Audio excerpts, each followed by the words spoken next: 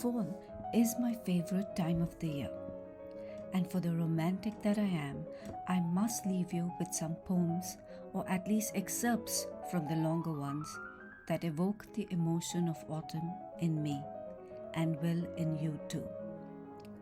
We will first start with the classic, To Autumn by John Keats. Written in 1820, the poem describes the lush beauty of autumn while bringing in the melancholy that comes with shorter days. Here's an excerpt.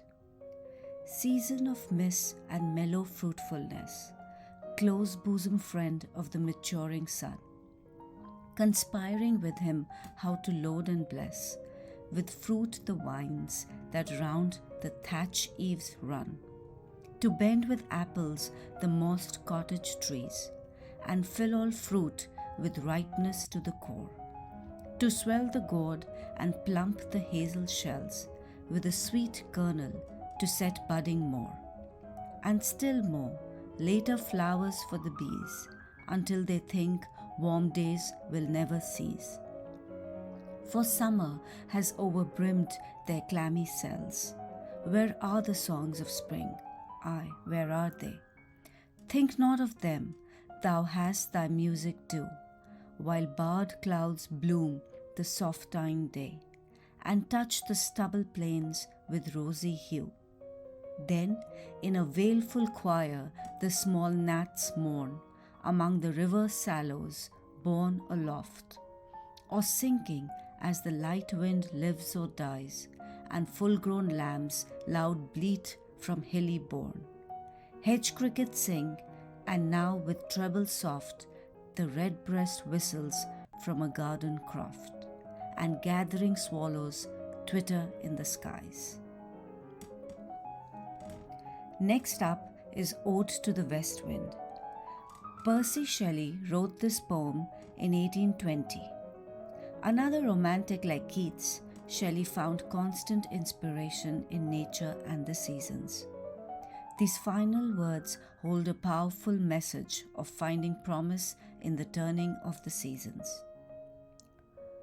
O wild west wind, thou breath of autumn's being, thou from whose unseen presence the leaves dead are driven like ghosts from an enchanter fleeing, yellow and black and pale and hectic red, pestilence-stricken multitudes.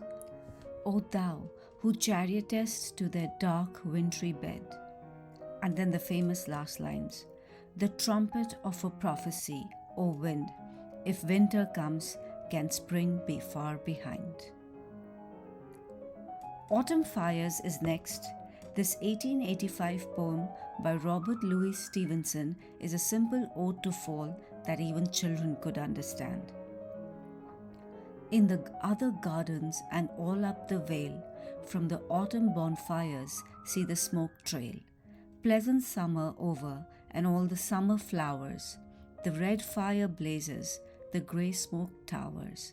Sing a song of seasons, something bright in all, flowers in the summer, fires in the fall. Sarah Teasdale wrote September Midnight in 1914. It is a meditation on saying goodbye to the season. Lyric night of the lingering Indian summer, shadowy fields that are scentless but full of singing, never a bird but the passionless chant of insects. Ceaseless, insistent, the grasshopper's horn, and far off, high in the maples, the wheel of a locust leisurely grinding the silence, under a moon waning and worn, broken, tired with summer. Let me remember you, voices of little insects, weeds in the moonlight, fields that are dangled with asters.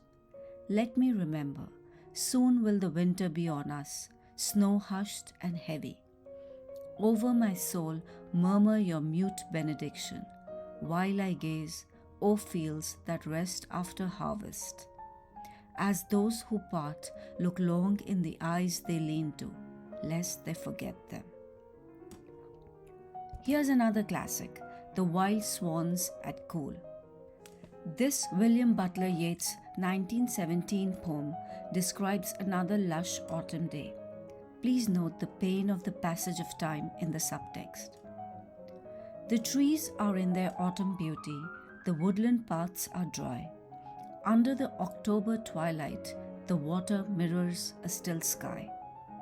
Upon the brimming water among the stones are 59 swans. The 19th autumn has come upon me since I first made my count. I saw, before I had well finished, all sudden mount, and scatter wheeling in great broken rings upon their clamorous wings. But now they drift on the still water, mysterious, beautiful. Among what rushes will they build? By what lake's edge or pool delight men's eyes when I awake some day to find they have flown away?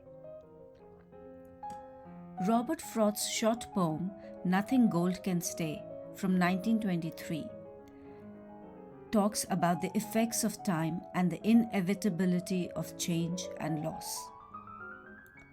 Nature's first green is gold, her hardest hue to hold. Her early leaves a flower, but only so an hour. Then leaf subsides to leaf, so Eden sank to grief. So dawn goes down to day, nothing gold can stay. Finally, this one by my all-time favorite writer Maya Angelou in late October.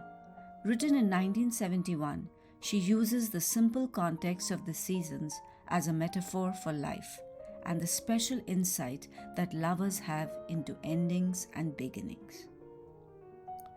Only lovers see the fall, a signal end to endings, a gruffish gesture alerting those who will not be alarmed that we begin to stop in order to begin again.